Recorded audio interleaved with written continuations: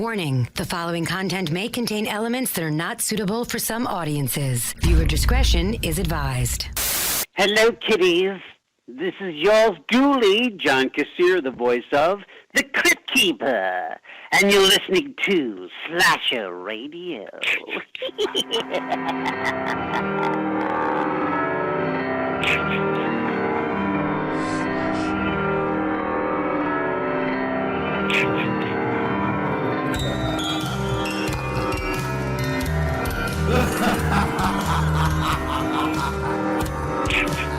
Welcome to Slasher Radio. My name is Bones, and I am joined, as always, with my esteemed hosts, Kat and Rob. How are you doing, guys? Good. Doing all right. Yeah. We had a little sexy time earlier. That was nice. Yeah. We just got done recording episode 2 of Sexy Time with Rob.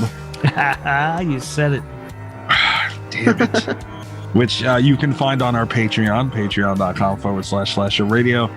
All of the Lord Humphrey, what was it? Lord Humphrey Audio Entertainment Network. Right. Why is that so difficult? I don't know. I think my brain just won't. It just won't. All right. Yeah. That's the conclusion I've come to. It's such a catchy name, though. Not really. I hate it. Rolls right off the tongue. I despise it. I don't like it. Much like the skin tags of your lover. Oh, I'm eating chicken nuggets. I just told you. The fuck? Can't have nothing, man. Yeah, shit. I hope that just like the skin tags of your lover ends up on the merch at some point for this. God damn, man. That is the most terrifying thing we've ever talked about on the show. I specifically mentioned chicken nuggets like 3 times, and you gotta go bring up skin. God, I don't even want this anymore. That's it. Okay. There's no skin tags on your nuggets. You're fine. If they're from McDonald's, they might be. I don't know. It might be all skin tag. Man, oh, fuck me. That's skin tag meat. Well, now that my snack is ruined, appreciate it. Well, glad to be here, guys. How's your night going? That's fantastic. Son of a bitch. We do have a voicemail this week. Oh, there's a voicemail. That's good. Before we get to the voicemail, I would like to do something I've never done on this show. Okay. Uh-oh. I would like to call to order Horror Court. Shit. I have some serious charges to bring against Mikey Bones, this podcast, Kat, and everyone. Actually, just Mikey. All right. Doesn't involve Kat, really. I don't think so, anyway. The investigation's ongoing. So last week, we reviewed Rob Zombie's The Devil's Reject. Great episode. A movie that everybody knew I was going to hate. And I was told that it was because that was the Patreon pick. But now evidence has surfaced that indeed that was not a film that was nominated by the Patreon, but one that Mikey Bones himself picked. How say you? There is a very, very small amount of truth to that. Unbelievable. No. The deception. There's no deception. That has taken place. This was a big misunderstanding. Is all that it was, and I shall explain. So, as everybody knows, our Patreon, you have it being a patron to our Patreon, you have the ability to bring forth a movie topic 1 week out of the month, and we will discuss that movie, and it is voted upon by fellow patrons. And Ghost, your co-host of This Horror Life, friend of this show as well, her vote was, and I quote, zombie devil smiley face. Okay. Now, we know Ghost. Most people who listen to this show know Ghost. She's a big Rob Zombie fan. I assume she meant Rob Zombie. And I even replied to Ghost saying, what year? And her response was, any. Okay. So I assumed she meant any Rob Zombie movie. And I went, like, Rob, if you had to name a Prince song, which song would it be? If I had to name a Prince song? Prince song, which one would it be? Purple Rain. There you go. Beautiful. Now, I just picked Devil's Rejects. Was the most popular Rob Zombie movie. Devil's Rejects. That's the one I picked. So I feel like this was a big misunderstanding. I have spoke to Little Miss Ghost and told her to be specific going forward to avoid any mishaps like this again. All right. Well, I still find you guilty as charged. What? Yeah. Kat, do you at least see that this was completely accidental? So I do see the train of thought. I will say that when I saw it, when I first saw that zombie was the reply, I did think it was just like a zombie movie.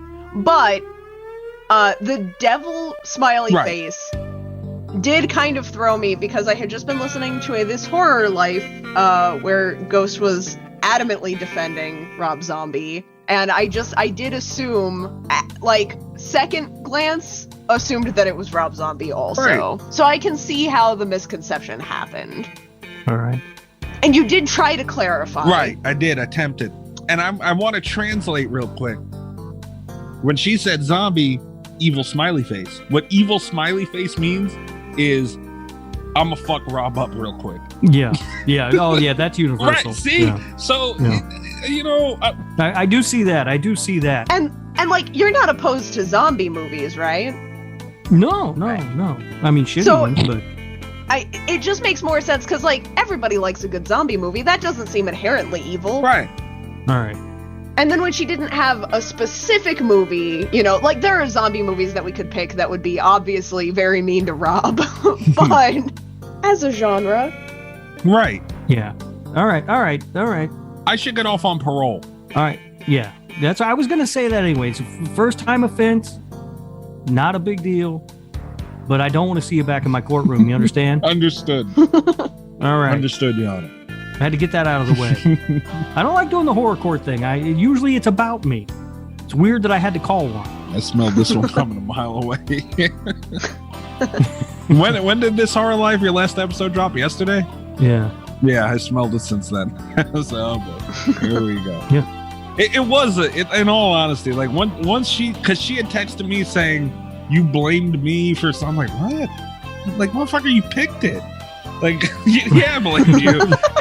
and it was going back and forth. I'm like, oh, okay.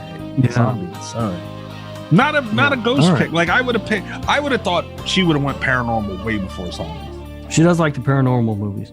Right. You know. Right. So, I mean, I think Ghost should go to jail for this. She's not here to defend herself. I don't give a damn. I was gonna say, I don't think we can send just like random people to. I'll do it right now. or jail. Do it right now, Ghost. I hereby sentence you to what did the guy for the Islanders get? 71 days. 71 months. 71 months. You get 72 months. Oh yeah. You didn't get a fucking NFL and NHL team out of this. You just tortured Rob. Yeah. Which, you know, good job on that. Come on. But anyway. I do apologize, but you know. All right. Well, you know. Here's the thing, though. It makes us look like jackasses. We're supposed to be running this Patreon thing, and I don't know how to do it. So that means you two have to take care of it. And this is a mess up. Was it really though? Look, we got you to watch Devil's Rejects. That's a huge mess up. Rob, here's a real question. What if Ghost wants to do the Devil's Rejects on This Horror Life? What happens then? I quit the show. Quit your own show? Yeah, I quit my own show. A little bit of transparency, ladies and gentlemen, listening to the show. There was a list of movies that we were picking from for this week's topic, and one of them was within the list was Rob Zombie's Halloween, and that was the first one I said, and I will quote Mr. Rob Humphrey, I'll be damned if I watch Rob Zombie Halloween. I will say, I'm a little bit disappointed that we didn't pick that one, because I was really hoping for some clarification about the Loomis eye situation. Yeah. Well, here's the thing about that, though. We just did a Rob Zombie episode. If we did another one, it would not have been interesting for anyone, because I would have said the exact same things about that movie that I said about The Devil's Reject. Your pain, I think our listeners very much enjoy. Only this time it would have been Michael Myers involved, so I would have been a little more upset.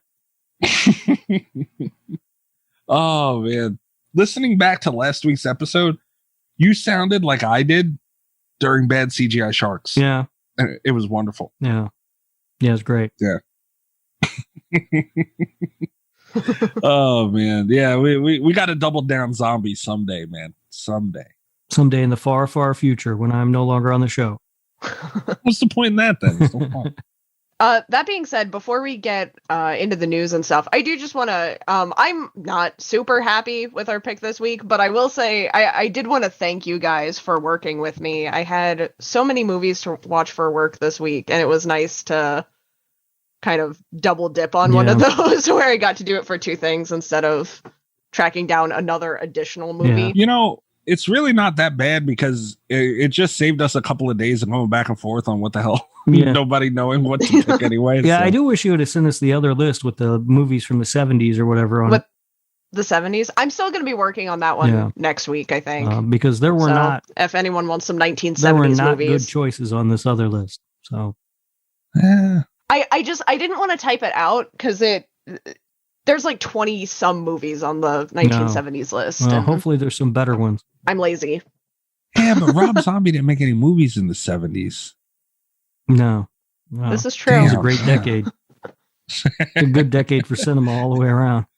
It really was, though. Yeah. Like, there's a lot of good stuff that came out in the 70s. Not any of the ones that are on my list, to be fair, but generally speaking. Well, damn. All right. Well, let's move on into the voicemail from this week. Oh, good. Mm-hmm. Trace the call. It's coming from inside the house. The number is 917-397-KILL. That's 917-397-5455. If you guys want to leave a voicemail for the show, we will play it on air and discuss it and talk about it and throw sunshine and rainbows your way.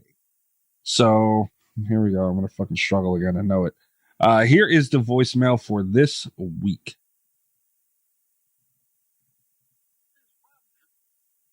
Hello, this is Roger, and I was wanted to call in because it's been a while since the number one fan of Slasher Radio has called in, but I was very upset with the way you guys treated Rob on this last episode.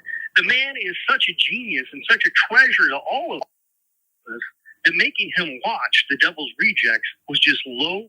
It was a low blow. It was very underhanded. I did appreciate it. The other thing I don't appreciate is all of this investigation. I don't understand what that's about. Get these goddamn Oompa Loompas away from me. I had one running across my front yard the other day. Luckily, I had my hose, so I was able to get rid of them. But get those damn things away from me. All right? I gotta go. I think that's... Jinx, is that you? Oh, no! Yeah. What the hell? That took a turn. Release Jinx, please. No, Jinx he got him again. Drink the Kool-Aid, Jinx. Just drink the Kool-Aid. Roger, thank you so much for calling in. I think all very good points. Very, very good points. We'll actually need you to call in again and just stay on the line. A little longer, yeah. Yeah, you guys were very mean to me, and that was a low blow last week. It wasn't a low blow. We were trying to do the Patreon That was a low blow. You guys, you manipulated the Patreon pick. People pay for that, you know? Yeah, well, Ghost is serving 72 hard months in jail, man. You know, people are paying for these crimes. Don't worry about it. But speaking of crimes, this fucking guy, Roger, he's spraying our Oompa Loompas. Well, the Oompa Loompas are running across his yard, apparently. He's got to hose them down to get away from them. You know, I mean, I really think that this investigation into Roger needs to be called off because it sounds like we're really causing problems for this man. And clearly he's a good man who understands things. Sounds like he's causing problems for Jinx. No, he's trying to help Jinx. I'm sure of it. Sure of that. Oh, no, man. Now I'm worried about investigating because the guy's he's getting the hose, spraying people in the fucking ass with it. Yeah, he's got the hose. You can't just break out the hose and get the hose on people, man. What the hell? Shit. All right. Well, I mean, he didn't even ask a question. Well, I think that was more just a feedback call. Yeah. But it was nice to hear from him again. He's been gone for a while. I was starting to get worried about him. He could have stayed gone a little longer. It would have been bad. It's nice to know there are guys like Roger out there. God, you think Jinx is all right? I hope so. But he sounded like he really got a hold of him that time. No, I'm sure it's fine. It's fine. Don't waste your time looking into it. We got now we got missing Oompa Loompas. A couple of them are wet. Jinx gone. Fuck, the show is turning into chaos. I'm gonna find that son of a bitch one day, Rob. Yeah, I would just leave him alone. All right. Well, with that being said, are you glad you heard from your buddy? Makes me happy. I gotta get Greg to call in. Enough is enough. I'm gonna start fighting fire with fire. Greg has been banned from calling in. He's been banned from Twitter too. Poor Greg. All right, you guys want to get into the news? Please. It's time to hump the news with Rob Humphrey. He's not a genius.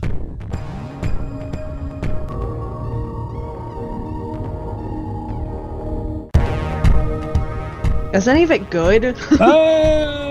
Is there good Depends news? on what you consider good. Have either of you guys watched Fear Street yet? Nope. Came out today. I didn't know if you guys had time to watch it. The response that I've seen on social media has been really good. Okay, well, perfect. Let's start off with that because I did want to mention that. We mentioned last week how we were getting screeners for Fear Street. That's We're gonna be the first. We had some technical we didn't update difficulties people with on the that, did we? screeners. This is our update, and Rob, you even laughed at people because we were getting to see it first. I know. I was like, ha, suckers. I remember. I listened back. And not one of us fucking watched. No. In my defense, though, I was going to watch it. I was going to do our pre-release review for the website. I did not get the screener. All right, so Kat didn't get the screener. Did you get yours? It was not in my email. I also couldn't find it in my spam folder, so I think maybe I just didn't get it. Right. Did you get yours, Mikey? Well, I gotta yell at some people for Kat, I guess. So, my spam folder does empty itself after like every 28 emails. So it could have gone to my spam folder, and I just didn't get to it in time. But as far as I know, like, it didn't come to my inbox. I didn't see it. I was looking forward to it. This one is not entirely my fault. Yeah, I didn't get shit. All right. Well, I got it. And I was all ready to watch it. I couldn't wait. Was really looking forward to it, and I misread the email, so it expired at midnight on Tuesday. And when I sat down to watch it, it was already expired. I thought it was like active at midnight on Tuesday, but that is actually when it was inactive. So I sat down and I was all excited, and I hit play, and it was, this Netflix screener has expired. Oh crap! Well, I'll tell you what. Next week, we're seeing the shit before you guys, or whenever the next one comes out. I forget. I think it's weekly. I don't know. If you let me know when they're on the way, I will start checking my spam folder. Yeah, right. I'm gonna have to look at the little release thing again. But Rob, you said that everything was positive for it.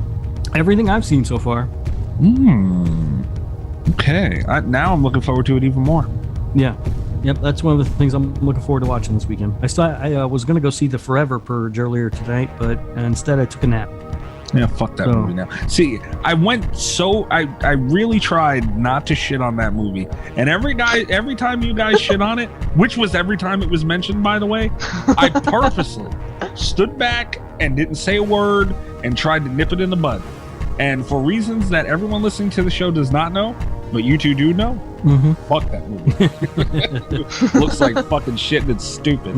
Fucking enough Purge movies, they're all the same. I was gonna go see it, but I just didn't make it. I feel better. I'm thinking I still might go. I just found out that the theater that serves alcohol by my house is reopened. Oh, good. And it's like, I can't think of a better movie to get drunk during than The Forever Purge. Yeah, I might still try and go this weekend. I got a long weekend anyway. Well, you made it through the fucking hunt, Cat, so you'll be alright. Yeah, sober. And I don't have to be... Well, I'm glad that's good, because I really do like R.L. Stine, man, and Goosebumps is the shit. Don't get me wrong, I'm not hating on Goosebumps, love Goosebumps, but something a little more mature would definitely be good. Yeah.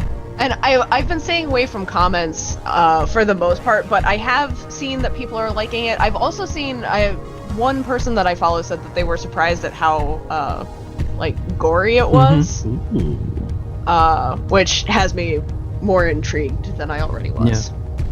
Damn. Yeah, looking forward to it. Okay. Well, there we go. All right, so the next thing that I wanted to talk about, I think you guys mentioned this on This Horror Life this week, Rob, but I just wanted to bring it up again because I think it's fucking awesome. The original Halloween gets an official pinball machine. Yeah, for the very first time. This sounds awesome. What? Mhm. Yeah, there's a company called Spooky Pinball that is apparently making a Halloween pinball machine. Oh my goodness. Who the fuck do they think they are? I don't know. Where are they? Where can I play this? Where can I go visit the Halloween pinball machine? I don't know. I mean, they're not available yet. From what I can tell from the company's website, they do limited edition pinball machines, and they've done one for Alice Cooper, I think. I think they did one for Rob Zombie too. Aha, that's Rob Zombie. And so I don't know. The only thing I can tell you is when they are available, you can buy it on their website. That's all I know about them, though. They did one for Rick and Morty as well.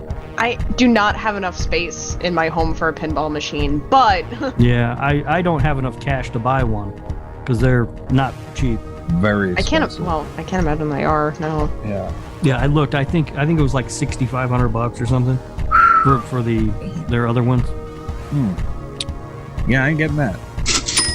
Their website is spookypinball.com and their Twitter handle is @spookypinball.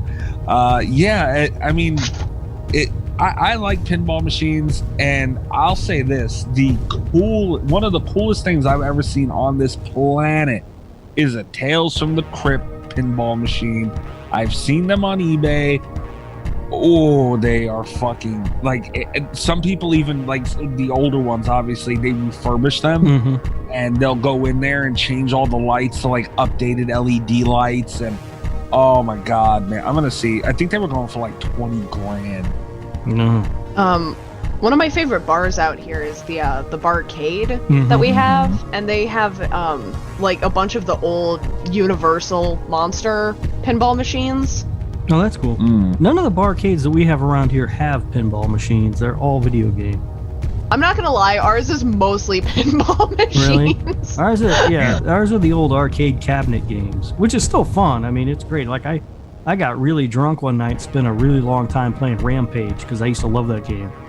Oh, with the Godzilla looking thing? Yeah, the Godzilla and the big monkey. And, yep. Yeah. For me, it's always the Dracula pinball, and then they have House of the Dead is the one that I always get really into after I've had a few drinks. Yeah. Yeah. But I spent a lot of time as that big monkey smashing shit. Hell yeah. That was fun. I only see one Tales from the Crypt pinball machine on eBay right now, which is strange because I remembered seeing like a handful last time I looked at them. And this one, it's $5 grand. And it looks like, original. I seen one, man. Oh my God, they went all out on that. It looked brand new. Yeah. So that one was a little more pricey. But yeah, it's just something about a pinball. And I'll tell you what, those fuckers are heavy, boy. Oh, yeah. Oh, my dad had, I don't know why, but he bought a pinball machine, which never worked. I don't know where he got it from, what the deal was with it, but he bought it and he was gonna get it fixed, never did, and I ended up having to move the fucker out of the basement. And good God, and it was a small one, and it was heavy, man. Oh yeah, shit. I can imagine. I mean, it pulled my back. If I tried to do that now, I'd be out of commission for at least a week. Yeah. I was in my 20s when I did that. I ain't doing that now. Well, hopefully, somebody will make a below deck pinball machine soon. Oh God. More news? Do we have other news? Yeah, we do. Let's mosey right along that. Another topic that was brought up on This Horror Life this week, which is definitely worth mentioning. Jason Blum recently confirmed that they are going to be making another Exorcist film. And they're going to be producing that, Blumhouse is. And Rob, you are... first episode of Slasher Radio you were on was The Exorcist. That's right. Change your life forever. Oh, fuck yeah. Regret that one. Yeah. So, what do you think? I'm into it. It's going to be a sequel to the original film. They're going to throw the other crappy sequels out. I assume the prequels too. And so I'm into it. I had read that there was going to be an Exorcist remake. I would much rather get a sequel than a remake. So I'm into it. Yeah. I think that goes to show how much better Blumhouse is than everybody else right now, because they have that respect. You know. Yeah. I would be mad at this if it was a remake, but Jason Blum or whoever had enough sense in their head to be like, yeah, no, we can't just remake something like The fucking Exorcist. Can't get mad at a sequel, man. Just can't. No, and it's the same thing that they, just did and had so much success with Halloween. Right. So it makes sense for them to do it that way, and I'm fine with it. If somebody was remaking The Exorcist, I would be totally out on that. Like, I have no interest in even watching it. It's really weird because when I heard that Blumhouse, what I had heard originally was that Blumhouse was remaking The Exorcist, and my initial thought was like, there's not a company that is more poorly equipped to remake The Exorcist than Blumhouse. But then it was like, it's a sequel where they're like throwing out the other sequels, and I was like, Blumhouse can do that. Like, I trust them 100%. I'm a little bit mad at them for Black Christmas still, and like whenever I hear the words Blumhouse and remake next to each other, I get really fidgety. It's like, this is not going to go well for me. But no, as a sequel, I can't think of anyone that I would trust more to do this. Yeah. You didn't love the Black Christmas remake? I did not like the Black Christmas remake. I liked the 2006 Black Christmas remake. No, you didn't. No one likes that movie. That than movie the 2019 Black Christmas. Oh, okay. Not more than the original, but like if I had to choose a remake, it would not be the 2019 one. Yeah, neither one of them are good. That's fair. I don't think to be fair, I don't think we would trust anybody to remake something with a title like The Exorcist, And that's the other thing too, like, there are so many ways to screw up The Exorcist and no possible way to improve on it. Right. Yeah. Right. I often think about that though, Mikey. I always wonder, when I sent you that message on Twitter saying, hey, I'd like to come on and guest host a show. Did you have any idea what was coming your way? Not a fucking clue. We had so many people on for those little guest things that we were doing, transitioning from what's her ass, Dismay, and Jesus Christ, did you linger, boy? Yeah. To tell you the truth, I don't remember off the top of my head. I think we only really hear from like one other person. Yeah. Anymore. Oh boy, lucky me, right? Yeah, here I am. Yeah, below deck and all. Yeah, so good. Now I get sexy time with Rob every time. That's right. That's right. Sexy time with Rob. Who did I fuck over? Next according to Horror Court, me. That was Ghost. He's in the middle of serving time right now. He's probably snoring right now, but you get the point. Next up is the Don't Breathe 2 trailer came out. Kat, excited? I am not. But I will say I'm not mad about it. I've seen a lot of people on my Twitter feed that are actively angry about the Don't Breathe 2 trailer, and I think that's a little bit much. I just don't care. I Don't Breathe is one of those things that I don't think needs to be a franchise or a trilogy or have sequels. Like, it was fine on its own. It was a nice standalone horror film, and I don't know why we can't leave it alone. But I'm not gonna be mad about it. Like, some people were offended. Yeah. I really liked it, Don't Breathe. I thought it was really good, and I was interested in a sequel. I am less interested in the movie now than I was before I saw the trailer. The trailer was not, so I try not to watch trailers. I did see this one though, and it doesn't look great. No, it doesn't look like a good movie, but also it doesn't really make sense. It's like it tries to turn the bad guy from the first movie into the good guy in this movie. That's what people were, so I can't imagine. I could be wrong. I could be, it could be a year from now and we could be laughing at me for saying this. I can't imagine that they would do that. It's got to be like one of those misleading trailer things. There's no way, right? That they're gonna try to make him sympathetic, like. Yeah, just going off what I saw in the trailer, that is certainly what it looks like, and that makes no fucking sense. I think it just has to be a bad trailer. That could be. Because I think they're gonna try to do that same thing where it's like a twist where you find out he's more evil than he already was. Yeah, maybe. I don't know. It's not a good sign when you release your trailer and I am less interested in your movie than I was before I saw it. Yeah. I don't think it's gonna be, and again, it's one of those things with sequels where it's like there are a lot of ways that you can dilute the story and not a lot of ways that you can improve upon it. Yeah, it didn't need a sequel. You're right. It was a fine standalone horror movie. I liked it. I just watched it again this last week for the first time since it came out, and it holds up okay. Good movie, but does not need a sequel. Yeah, why does everything try and go into a franchise, you know? Money. Yeah, Of course, no. I did say the same thing. Like, I've said this before where I've said that movies don't need sequels, and I've been wrong. So, maybe it'll be really good.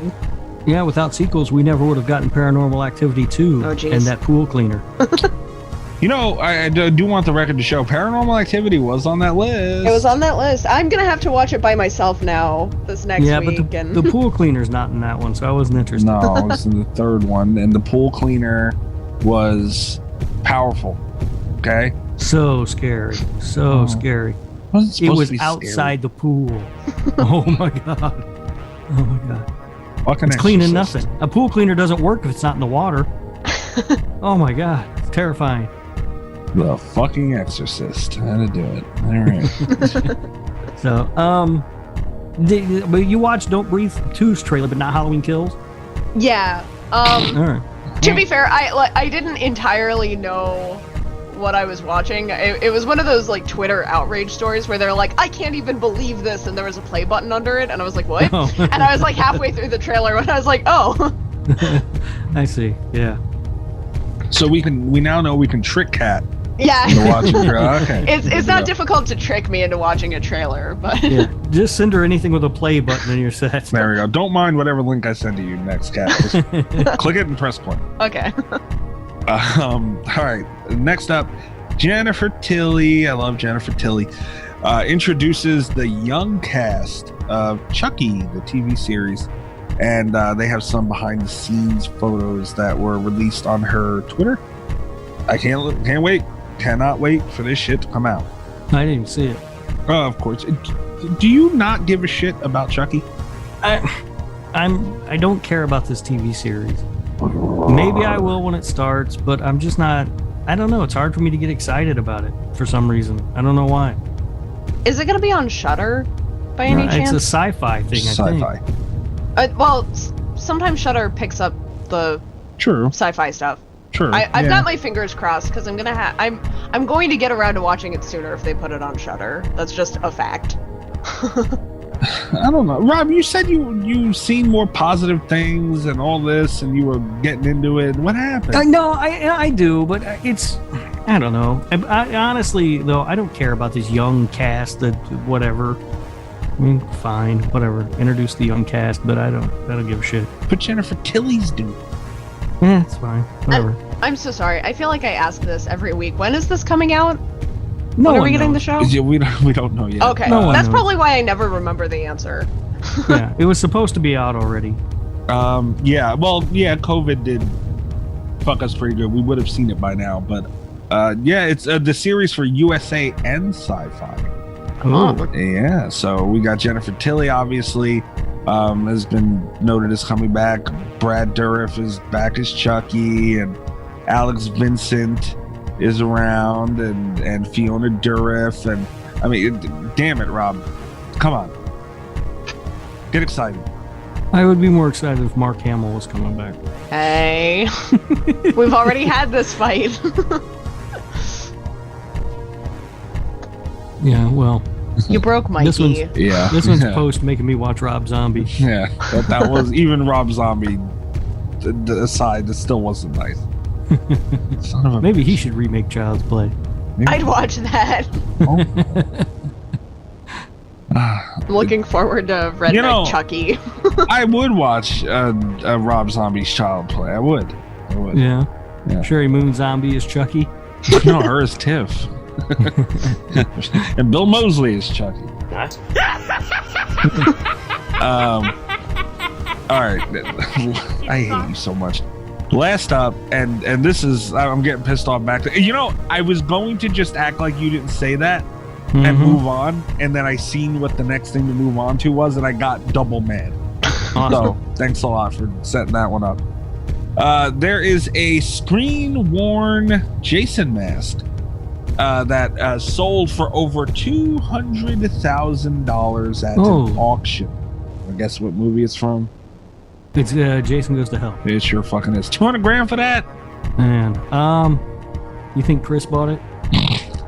Yeah. I think Chris sold his ass about 1 million times over for that. Yeah, I do. Yeah. Yes. Yeah, that's a lot. And that's a lot of money. Yeah. And I love Jason. There's no way I would have paid that amount of money for a mask. I wouldn't pay that amount of money for a mask from any of the movies, let alone that one. Yeah. Somewhere in Arizona, Chris is sitting on an ice pack right now with a Jason mask on.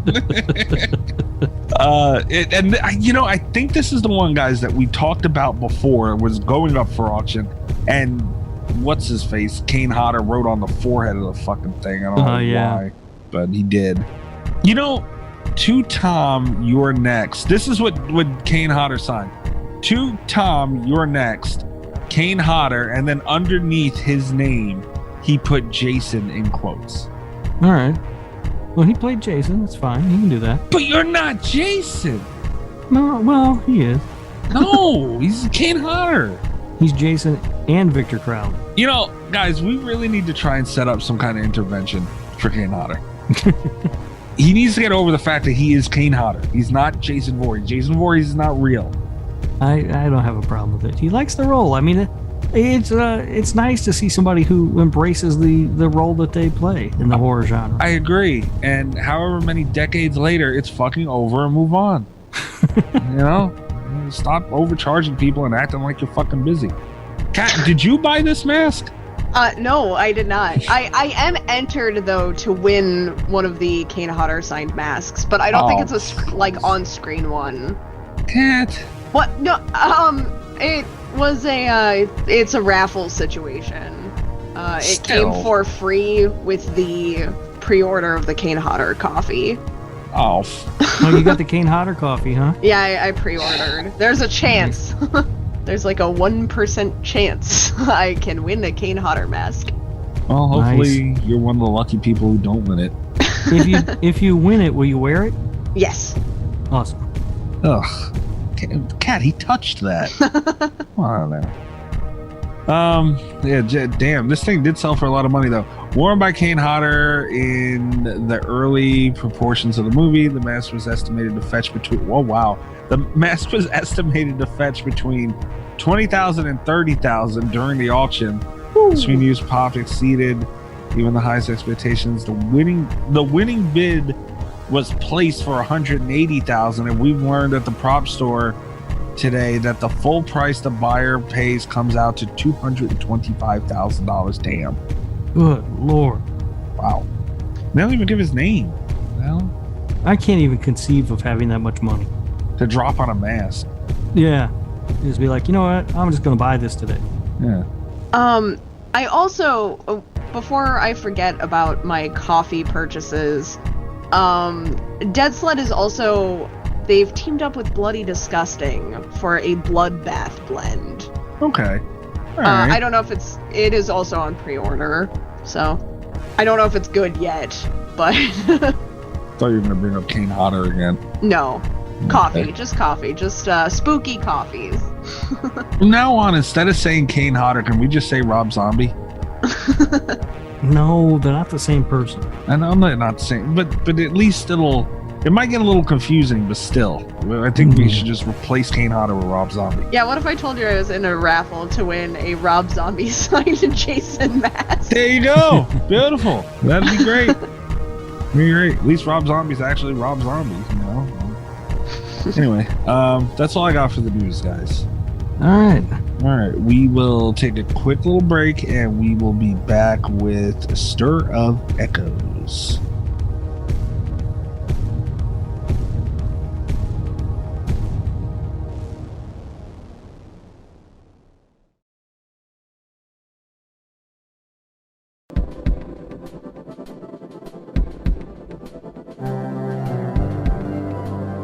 All right, guys, we are back, and we have an interesting pick this week. Is it though? We have a pick. I said before we started, this is probably going to be the shortest episode of Slasher Radio ever because I don't think there's anything to say about this movie. You know, you guys, like I said, Kat gave the list. Rob made the pick. I voted for Rob Zombie's Halloween, but you know, fuck me, I guess. Yeah, that was never going to happen. Never. I'll be damned. And I picked this one because it's a movie that I had watched. I actually owned this on, I don't remember, I may have even had this on VHS before I had a DVD player. And I watched it a lot when it was fairly new. But I hadn't seen it in years. So I thought it would be fun to go back and revisit it. And boy, was I wrong. I like this movie, man. I really liked it. Yeah, I should clarify and say that I didn't dislike it. It's just sort of, it exists. I feel like I had kind of the same experience where I remembered really liking it. I was kind of happy when you picked it because this was one of the ones, you know, that I consider to be in the upper tier. Based off of the other movies I had to watch this week, that might still be true by default. But it was one of the ones I was really looking forward to watching. And it just like, I remember really liking it. And I couldn't remember a lot about the movie. I thought it was going to be a fun rewatch. And it's not terrible. Like, I don't have any complaints about it, but there were no strong, you know, I'm so glad I'm watching this again emotions. My notes, by the way, for this movie, usually I take like very detailed, thorough notes and do a doodle or whatever in the corner. Sure. My notes for this one are literally just Stir of Echoes 1999. That's like the full, I wrote nothing. Yeah, I don't have very many notes either. I will tell you that about 20 minutes or so into the movie, I found a way to make it really enjoyable. Yeah. And that was to watch it as if I was watching a comedy, because this movie is unintentionally hilarious. Is it? There were a couple spots, yeah. There's some really funny stuff that's going on in this movie. That is, most of it is not intentional, but it just plays as stupidly funny. I never heard of this thing. This movie got kind of buried because it came out around the same time as The Sixth Sense. It came out like a month after, right? Yeah, it was like... Yeah, and so this one was sort of the other ghost movie, you know, because The Sixth Sense was so big that this one just sort of got buried in its wake. Yeah, I could definitely see that. And like Kat said, this came out in 1999. I was worried I was going to hate a 90s movie, so my gimmick lives on. I really like this thing. It starred Kevin Bacon, who looked a lot like Mark Wahlberg mixed with Tom Brady in this movie. A little bit, yeah. Yeah, definitely Tom Brady-esque. Yeah. Yeah. But I mean, there were a couple of things. My first note is Kevin Bacon looks like Mark Wahlberg. But the second note is, this isn't really horror related, but I seen the thing they were trying to go for. This was set in Chicago. Mm-hmm. I got a very Brooklyn feel from it. I mean, because I'm from there, so you know, obviously I would relate to it more. But I know they were looking for that, you know, that small little neighborhood where everybody knows each other, and yeah, you know, I get that, but it's like them going to like they just set certain things up weird. Like it was like it looked like a frat party at a frat house, yeah, that they were going to in the beginning of the movie, and it's just a bunch of fucking middle-aged people. Yeah. It was like, what the hell is this? Yeah, I thought they actually did a pretty good job of creating that neighborhood feel. I do agree with you about that party. It did not seem that did seem out of place, but I think they did a good job in creating that you know, that sort of community within a larger city feel, you know, and the one guy with, this is a decent neighborhood. You know, he says that throughout the movie, and that's one of the lines that made me laugh every time he said it. Again, unintentionally hilarious. Yeah, they did a decent job. But yeah, that guy, really the thing that drove it home most was him. And there's always that one, the neighborhood guy, that's like everything that happens under the face of the earth has to do with that neighborhood. Yeah, but it's very much, it's very much portraying a working class Chicago neighborhood where, you know, They all sort of look out for one another, as they say. And, and there's the scene too where they're having like the block party, and then a fight starts, and his wife is like, there's always somebody got to ruin it. It sure is. That's how every fucking block party ends, boy. Yeah. I remember that. Remember block? Did you guys have block parties? No, dude. No. Really? Cat? No? I went to someone else's block party once, but Damn. Yeah. I've never lived in an area that had them. No, those were not a thing where I grew up. Block parties were the shit, man. My aunt's block had a party once, and they legit had a fucking pony there. Oh, sweet. No bullshit. Yeah. Yeah. Damn, I would go to that now. Yeah, right. Rob, that horse see me and you coming, boy. The whole ass down the street. Oh hell no. But yeah, I mean that's part of the reason why I liked it, because it was a relatable thing that they set up. So I enjoyed that. Yeah, I do think they did a pretty good job of setting up that neighborhood, and making you feel that sort of sense of community. What I think that they did do kind of poorly was I didn't really ever get the sense or that Kevin Bacon and his wife and kid were new to the neighborhood until it was mentioned that they were new to the neighborhood. Yeah. And even then, yeah, it felt like they had maybe been there longer. Yeah. Yeah. They felt like they were part of that neighborhood. And so it didn't seem like they were new to it. And then it's mentioned at some point. I was like, well, that didn't come across, but okay. Yeah.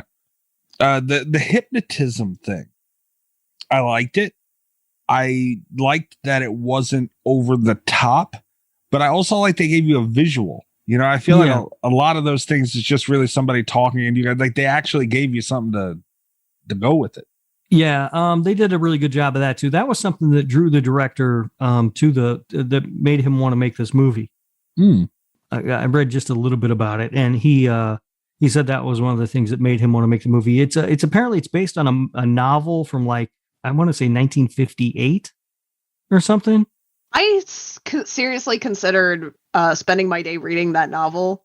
Yeah.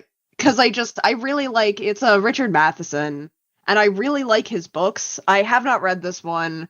And I just, having seen some of the other Richard Matheson films, having read some of his other books, I feel like the book for this would have been amazing. Mm-hmm. Apparently, though, the director read the book and really liked it and sort of had this idea for a way to do the visuals for the hypnosis. And I think you can tell those were some of the best like visual scenes. Yeah. Yeah. And that was a big thing with him though. He wanted to do it in a way that you don't normally see it done. And I think he pulled it off because they did look good, and it was cool. And I think it's, I wouldn't be upset if more movies just sort of flat out stole that from this movie. Not at all. Yeah. Not at all. It's better, like it actually, because when they sat down for the hypnotism thing, I almost tuned out because I'm like, all right, well, I'm going to be sitting here listening to this chick talk for however long. And then it's cut to something. I was like, oh, yeah. Okay. All right. Take me with you. That's what I'm talking about. Yeah. Then he pretty much started losing his mind because she opened a door, and that was a really cool concept too. Mm-hmm. One of my biggest problems with the movie overall, and I don't necessarily have a problem with the mythology, but I wish they had talked about it just a little bit more. I thought it was really weird that an amateur can open this door, but there's like no way. They don't really talk too much about the hypnotism being able to close the door back up. It is vaguely explored, but it just, I don't know. She was high. I don't think you should be dehypnotizing people high in the first place. But then he's like, well, it didn't work, and gives up. And it's like, I feel like maybe a professional would have been, or even just like any kind of follow-up research there. It's just like, if this experience opens up this entire life-changing experience for you, I would have tried a little bit harder to get that to go away, Yeah, I feel like, didn't she say she was like taking a class on it or something? Yeah. Like, go talk to the professor.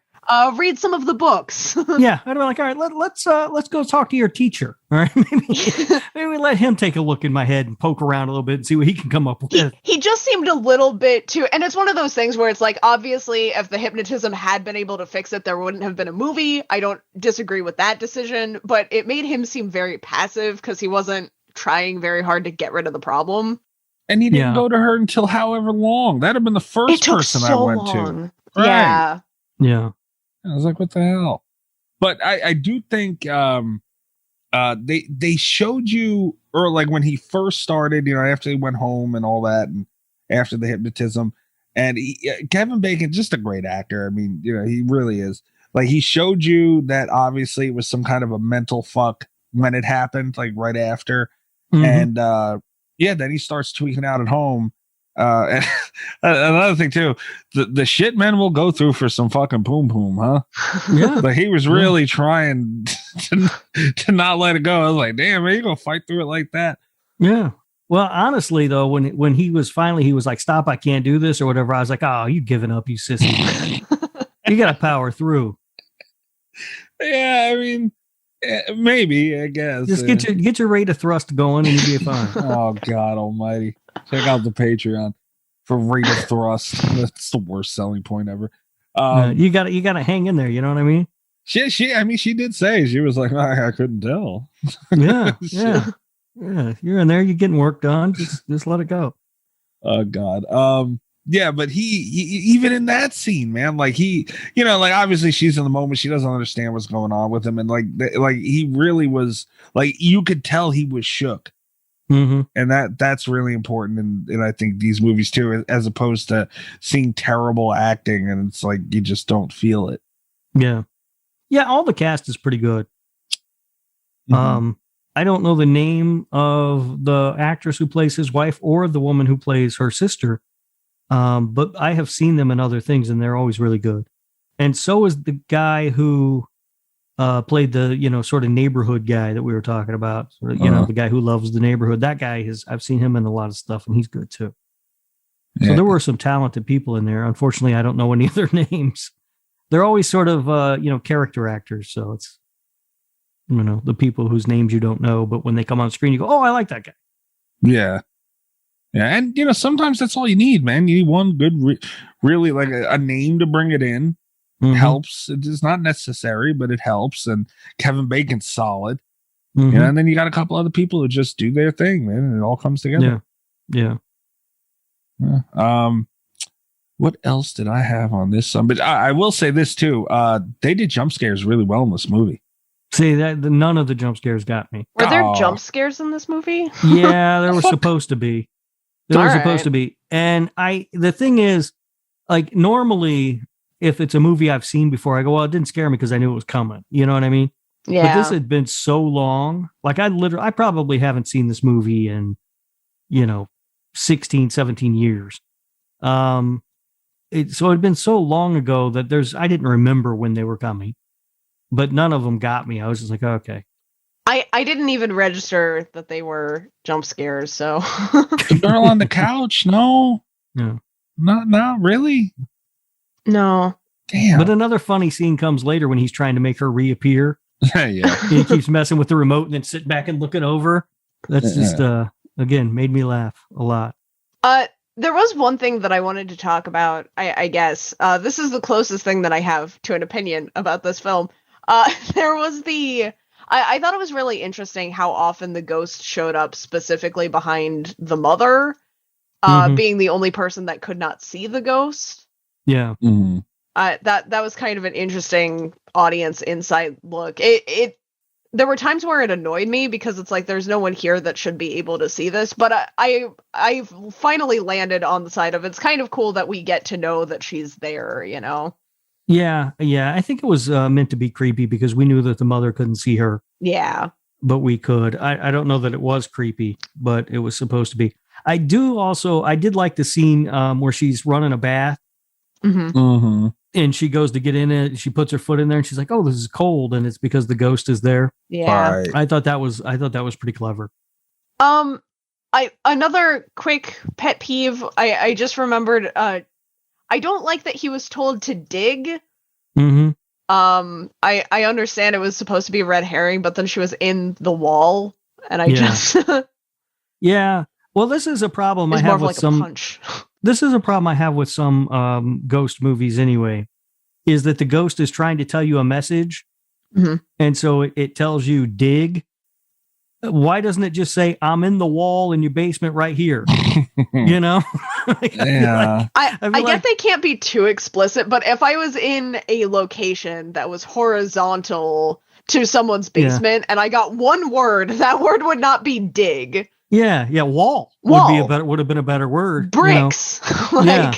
Yeah, something. Yeah. But I just that always bothers me. Where even it's like basement, because he spent a lot of time digging up the backyard. Yeah. And it's like, even if he had taken up the basement floor and then found the walls, like it still would have saved him a ton of time. Yeah. But that, that's what you would do. If somebody says dig, you would probably start in your yard. Yeah. Right? I don't blame him for that. Yeah.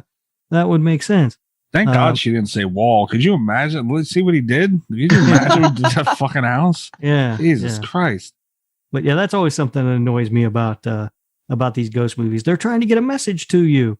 It said dig. Well, be a little more specific, motherfucker. If you can get dig to me, you can get other information to me too. That was a funny part too, though. He's like, I have to dig. Yeah. I have to dig. What don't you understand? I have to dig. I have to dig. And then when their son's digging, he goes, he's helping, but it's not over there. Don't worry. Yeah.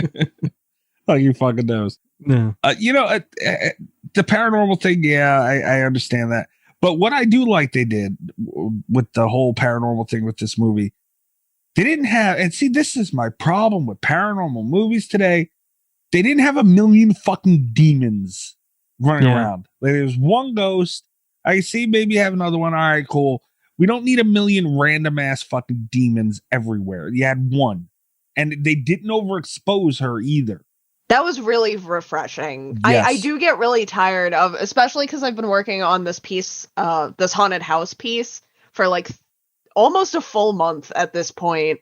And it's just hard to find haunted house movies where it's ghosts. Like I'm trying to write about ghosts and there are all of these things that market themselves as like haunted house stories that are demons. And it's like, that's fine, but it's different. Insidious and oh God almighty, don't get me started, man. It's been hard to like find this many ghost movies. And something that was really refreshing, especially with the month that I've had, was like there is a ghost in the house. It does its job. Right. Yeah. And it's effective. You don't need all that extra, the Conjuring and oh dear God, man, enough. The one thing that I could have done without in this movie was the exposition from the cop in the graveyard. Yes. Like, that was weird. That was completely, it was reminiscent a bit of The Shining, right? Yeah. But it was completely, I mean, I get that was sort of it was supposed to explain what was happening to us, sort of. But it was just, I didn't feel like it was necessary. They could have found a much more organic way to do that. It felt forced in. It was, the scene in the graveyard and then the scene with her going to visit him. And it just, I didn't feel like we needed that at all. Yeah. I noticed that because I never like that. Like when people just know too much, I'm sure I've bitched about it on the show before. Like that's so like how? Right. How? Like, oh, you can see it in his eye. The bullshit you can. And then all of a sudden you go right to, oh, well, it must be his daddy. And the guy that he kept calling him daddy, it was so weird to me. Have daddy come by later. What the fuck? Yeah, that sounds a little weird, doesn't it? If I was her, I'd be like, hey, get off my man, motherfucker. Have daddy come visit me in my secret room in the alley. No, and then she goes. This is a lot. Sweet Jesus. But no, it just that ruins it for me. It's like, what the hell? How do someone just by not even looking at the father? The kid didn't even do anything strange in front of him either. Like he just looked at the kid and knew. Like, it was weird and out of place. And it didn't even come up in the end. No, it never. Yeah, it never shows up again. It's really kind of pointless. Because everything that he explains to her, we already know pretty much context. Anyway. I think that this movie, if you completely cut those scenes out, it doesn't change at all. No. And I watched this with Ghost, And I had brought that up. I bitched about it during the movie. And she said, what the hell did she's like, oh, well, the wife has to find out. It's something along the lines of where something needed to happen for the wife to believe what Kevin Bacon's going through. Dude, it's a paranormal movie.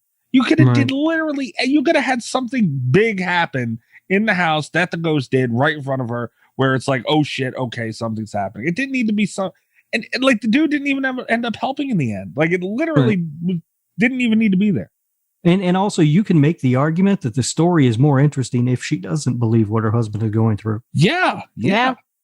I haven't read the book, but I would be willing to bet, because this was also, there were a couple scenes in I Am Legend that were the same way, where it's like they were really good in the book, and then they were like really forced in the movie, where they went on too long and kind of monologued. I'd be willing to bet that there was like a really cool scene in the book at a graveyard with an omniscient man that just got horribly mistranslated for the movie. Probably. Yeah, I mean, that could be too. Whenever you're taking anything from a book or any source material and making it into a movie, that's going to happen. Yeah. But yeah, that was completely out of place. I agree. I thought that was. I hate when movies do that in general. They'll annoy the shit out of me. But what? That's another thing. The dude that was we're talking about now, he said he's a receiver. Yeah. What the hell how many innuendos are you gonna pack into one guy? Damn. Yeah. I told you it's unintentionally hilarious. It is. I said, whoa, what? Yeah. When one of the things that made me laugh the hardest is when the babysitter takes off with their kid and Kevin Bacon realizes it and he goes running back to the house, Yeah. When he comes out of the house, he stops. His wife is outside, and he's like, she's yelling for the son, and Kevin Bacon says something, he's not in there or whatever. And then he just takes off like in a full sprint down the road. And his wife is just standing there, and she yells at him. She says, "Where are you going?" And it was so damn funny. He just turns his head, still running, and goes, "I don't know." It's so stupid. And this was like kind of a weird thing for me, because he seems to have a really good grasp of his powers. Like when he starts getting them, he's like very good at using the sight. And then it takes him so long to find the body. Yeah. Could he not have used a little bit of that, just a tiny bit, to know? Yeah, because it seems like when the son was missing, wherever he looked, he saw like a red flash, and he was supposed to go that way. And I thought that was going to be relevant. Yeah, it seems like that could have been useful in trying to find the body. Yeah. Right. And that's another thing about that whole kidnapping thing. Like, I get that the kid said Samantha, but all that because the kid, like, it's a common name. Yeah. Like, oh, I talk to Samantha all the time. Like, how do you know it's not like a family member or just some other random, all of that immediately over, like, that was annoying too. Also, so even if even if I have like a dead sister or missing sister or whatever the case is, and someone says her name to me, I'm not going to grab up a screaming child in my arms and run him to my mother. Right. Yeah. And it's a weird thing because she says, "Where do you talk to Samantha?" And he says, "I talk to her all the time." And she says, "Where?" And he says, "Here." And she says, in your house. And he says, "Yes." And then she grabs him to leave. And I'm like, wouldn't you search the house? Yeah. You're in the house. It's just you and this kid. If you think your sister has been kidnapped and is being held captive there, maybe the smart thing to do would be, I don't know, poke around the house a little bit.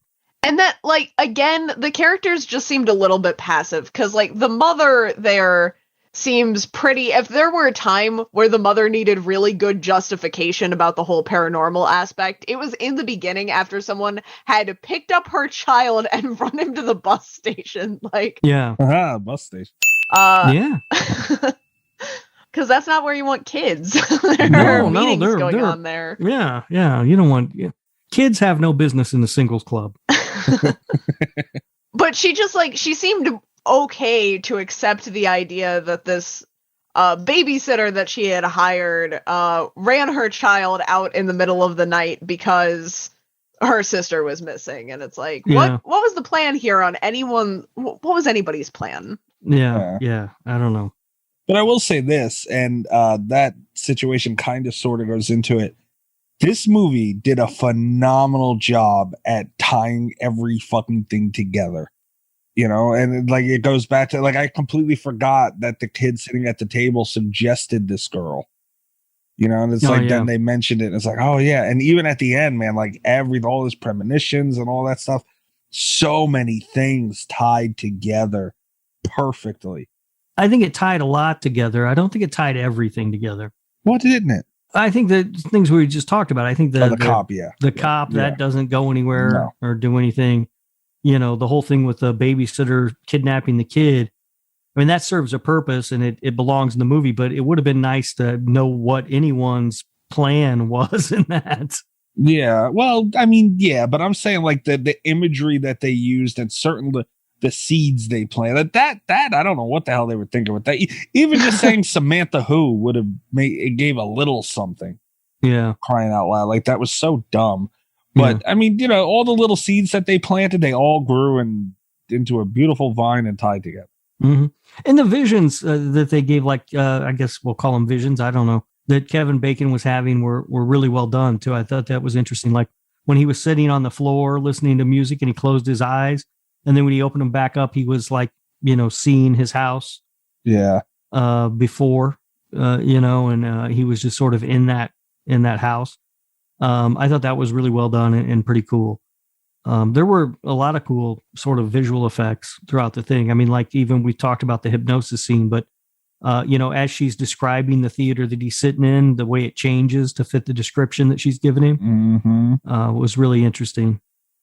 Yeah. Yeah. Even the kid shooting himself, the first go around of it before the whole Groundhog's Day thing, dude, that was like, it had the camera cuts made it look fast and, you know, the facial expression on the kid and then the blood, like it was cool. Yeah. And then they even tied that in when, you know, the neighborhood guy is like after in the end when he saves Mr. Bacon. Can we call him the Baconator? He saves his bacon. He saves the bacon's bacon. Yeah. You know, he comes out and he was like, "Oh, they were going to kill you," and he sits on the porch and says everything he said in the premonition. And I just like shit like that. Yeah, it did come together pretty nice. Again, I didn't hate the movie or anything. It just was not nearly as good as I remembered it being. Watch this in another 16 years, Mikey, and yeah. Let us and know. think of it as a comedy, and you'll enjoy it. No, I don't want to think of it as a comedy. It had some dark shit in here. It did. It did. Even I'll tell you what. Even the baby monitor scene with the babysitter before she went up there to check on him, that was creepy to me. That was creepy. I wish I get wrapped up in this sometimes where it's like I'll latch onto part of a movie and then I kind of wish they had done that instead. Mm-hmm. But if that had been your stereotypical, you know, haunting situation for the full movie, I still would have watched it. Like that, just the hearing one half of a child's conversation when they're talking about you. Just there's something very unsettling about that I wish they had kind of lingered on a bit more. Yeah. Yeah, that I don't know what it was. Like I just got chills a little bit. I was like, oh, felt weird. Yeah. Yeah. Damn it, Rob. What? It's a good movie. It's fine. I mean, like I don't dislike it. Like I said, it exists. I don't know. Yeah, like it was new to me, so yeah. I mean, I understand, but yeah, I liked it, man. I think it's because I have such a vendetta against movies like The Conjuring and Insidious and all them that it's like this was like Kat said. It's like it's really nice to have a real paranormal, an original paranormal type movie. Right, like a real ghost movie. Right. Yeah. We don't get those no more. Mm-mm. Another maybe thing, this movie's the reason why. Come on, you got to admit you would much rather sit through this than the fucking, especially that last Conjuring. Oh, absolutely. See, yeah.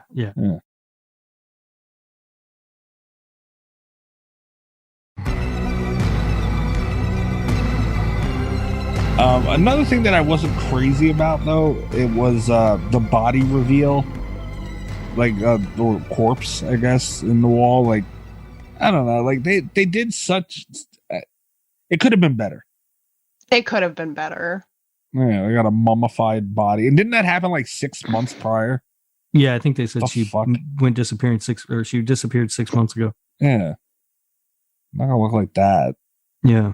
Yeah, I you know, I have no idea what a body looks like after 6 months. You know, I don't know what your basement's like, Mikey, but mine doesn't have any. The bodies in my basement don't look like that after 6 months. Yeah, no. That was mummified. Yeah, it was, but you know, 6 months in a wall. I don't know what the hell happened. Yeah, wouldn't that stink too? Like, yeah, that's the one thing. Yeah, you'd think that somebody would have smelled that. It should not have taken him that long to find the body.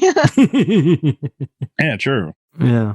Especially the lighting matches in the small rooms. Like, I'd imagine that would accentuate. Although, on the idea of this being a comedy, I do really like thinking about the cut scenes where he's like, he's been out there digging for a long day and he has to go down to fix the pilot light or whatever, and there's this horrible smell, and he's like, if only I could find that in the backyard while I'm digging. Right. Yeah.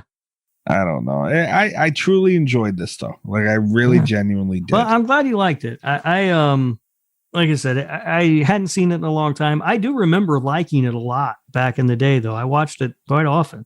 It became one of those movies that was sort of like I call them comfort food movies, where I would just put it in to sit back and relax and watch something that I'd seen 1,000 times and didn't have to think much about. Yeah. Right. But I just, for some reason, hadn't watched it in a really, really long time. So when I saw it on Kat's list, it was the title that jumped out at me. Like, oh, that's a fun movie would be a fun movie to rewatch. I hadn't seen it in forever, and I used to really like it. And it turns out I don't really like it as much as I used to. Damn, that's always sad. Yeah, and again, I don't dislike it. I just don't think it's great. You do shit on purpose. I don't know. I will say I had a really weird experience with it because I was watching it and I was having a good time. You know, it wasn't like my brain was wandering. It's not like I was bored. But it's the first time in a long time that I got to the end of the movie. I realized I hadn't taken any notes, and it's like, I just have no strong feelings about this. Like, I enjoyed myself. It was a decent movie, but I can't go to bat for it. You know, like there wasn't anything that really caught my eye specifically. Right. And it was like, right. Well, what I say about it earlier, it's a whole lot of just okay, you know, and that's sort of how I feel about it. It's a whole lot of okay. Damn you. I don't think I really have much more else to say on this thing, man. Yeah, we blew through everything I had as a note a long time ago. Yeah, I think that's Kat. You didn't have anything else, did you? Nope. Okay. She wrote the title and the year of the film, so that's. I know what year this came out. Yeah, once we covered that, she was good. All right, so you guys want to Portnoy it up? Yeah. Okay. Who wants to go first? I'll go. Okay. I'll give it a 5.2. Okay. It's pretty average to me. Maybe just a little bit better than average, but not much. So 5.2. I mean, that's, I guess, fair. Oh, man. I really don't think about my Portnoys until right before I'm about to give them. Honestly, I would give this a 7.3. I almost said 4.3. All right. I think that's fair. It did a lot of good things. It stood away. Well, you know, it was in 99, so these paranormal habits haven't really started back then. But, you know, that I like a good paranormal movie, man. Yeah. All right. Kat, what are you thinking on this? I'm thinking like a 6.5. All right. I've been bouncing back and forth on this. Because it's one of those things, usually for a movie that I enjoy this much as I'm watching, that's usually around a 7. And I don't have any like large glaring problems with it, but also just in terms of feelings, you know, like usually this is a very middle of the road feeling for me. You know, this is what I would consider, this is how I usually feel about 5s, you know, just like no strong opinion. So I'm thinking like a 6.5. Somewhere in between those two. All right. That gives it an average of 6.3. Man, I can't believe you guys. So, I mean, this movie doesn't deserve to be. Okay, maybe not, but damn. I mean, I can see it though, but It gets more right than it gets wrong. yes, But it's, I don't think it's a great movie by any stretch of the imagination. I'm glad you showed me this. It's like I said, everybody knows I'm into the 90s movies, so this one went under my radar, and I'm glad I got to watch it. I really did enjoy this movie. All right. And next week, we'll show you Velociraptor. Oh, God. Velocipastor. Damn it. I did that before, too. That's what you I get. get so excited to throw that title out there that I get it wrong. You get excited to piss me off. Problem. That's what you get. All right, man. I don't really have anything else to mention on this one, guys. Yeah, I'm done. Yeah, I guess go to slasherradio.com, check out all of our articles, interviews, all that shit on there. Follow us on Twitter at slasherradio. Make sure you check out our Patreon, and you get a chance to support the show. It's free to look. So you can spend a little sexy time with Rob. Oh, God. We'll talk about rate of thrust. Stop scaring people away. There's no way someone will sign up after they hear you say rate of thrust. Damn. It's a selling point. Right. Rob, where they find? I'm at Mikey's Dead, by the way, on Twitter. So where they finding you? I'm on Twitter at Radio Rob123, and you can also listen to my other show, This Horror Life, wherever you find Slasher Radio. You can find me on Twitter at cat_velour, VOLEUR. You can also check out the channel that I write for on YouTube, Blood Binge. There you go. Yeah, is that what this list is for? The list of movies you're giving us, including this one. It's for Blood Binge, right, Kat? It is for Blood Binge. Okay. Get your YouTube cracking. Look out for these. If I can find like 6 more haunting ghost movies, that video will be coming sometime in the future. There you go. If you have the Haunted Mansion. I do not have the Haunted Mansion. Starring Eddie Murphy. I'm not sure that's a horror movie. No, it is not. All right, guys. Make sure you come back and check us out next week. Good night from Slasher Radio. All the best of Slasher Radio podcast.